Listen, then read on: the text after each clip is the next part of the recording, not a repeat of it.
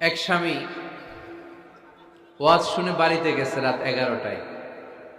তো বাড়ির কাছাকাছি যেতে না যেতে স্ত্রীর আবার স্বভাব হচ্ছে রাতের খাবারটা স্বামীর সাথে একসাথে খায়, আলাদা খায় না। তো বাড়ির সামনে যেই স্বামী ফোন দিছে ওয়াইফকে, এই শুরু করার আগে দরজাটা খোলো, আমি চলে আসছি। তো ওয়াইফ এসে দরজা খুলে দিছে।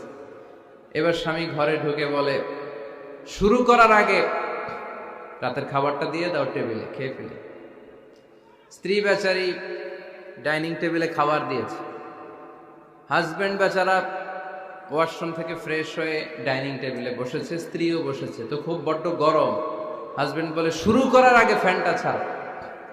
এইবার তো স্ত্রী বেচারি রেগে মেগে আগুন, কি আসার পর থেকে শুরু করার আগে কি শুরু করার আগে?